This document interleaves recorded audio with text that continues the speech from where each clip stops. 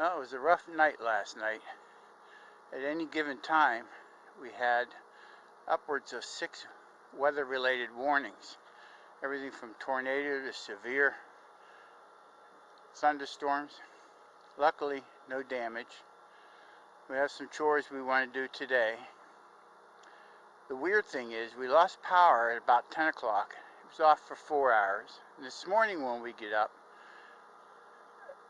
the power's back, the internet's back up and running, and on YouTube there's a bunch of Chinese characters instead of English, which I thought was odd, just a fluke. But then Linda rebooted her telephone, which is an Apple, and it came up with Chinese characters. So all I can say is it's a good thing I'm not a conspiracy theorist. 39 degrees this morning. We seem to be about a month ahead in our weather. This would be December weather down here. We're in the greenhouse that we've been working feverishly to get ready for the winter, which is coming much sooner than we had anticipated. It's planning on going down to 32 degrees tonight, which is freezing, and hopefully the work that I have done is going to avoid that from being that warm in here, that cold in here. I don't have many plants yet. Got to get some of those going, but we've got this standard leafy greens, kale, and Swiss chard, and then I've started some bok choy in these pots, and some spinach, and this is turmeric that I'm hoping will survive. Brought the rosemary in because it doesn't take our cold very well. And my test is those are 2 green pepper plants that I have dug up from the garden, and I'm hoping to winter them over to be able to take them back out in the spring. I put this foil on the north walls that is a reflective barrier that's going to keep the heat and bring the heat in where it comes in from the south over here. I've used bubble wrap on these windows to help provide an insulation, and further insulate it with this further bubble wrap, and then this cloth will drop down over this evening when it gets very cold.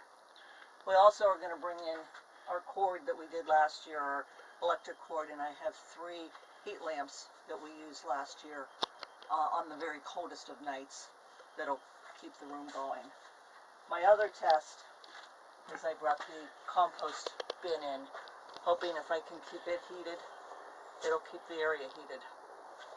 We'll see. Our further experiment for the outdoor garden is cover crops. And we've put in several new beds, and we're going to further expand. But I've put clover, white clover in here, which will help provide a cover to keep the bugs out and provide oxygen and nitrogen to the ground.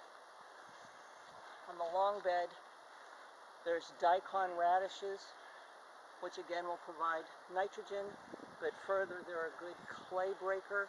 As they get big down underneath, they're going to break up that clay. There's mustard in the middle, which again is a good fall cover crop, and I've got mustard up here as well. The plan is, come spring, this will all get chopped back to the ground and tilled in and provide living manure to the ground. Our next project is we're going to expand the garden.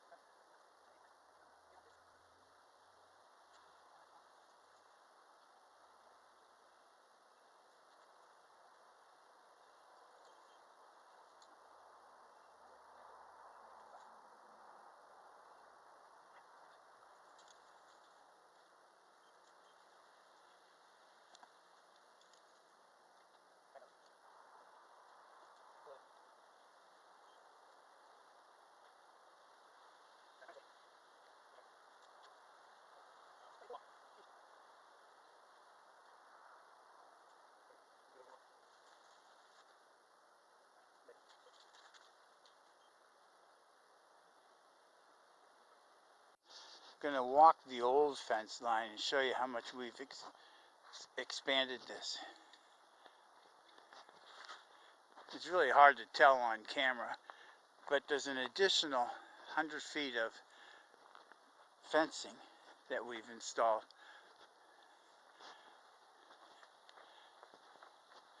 So we have an additional width of about 25 feet, length of about 50 feet,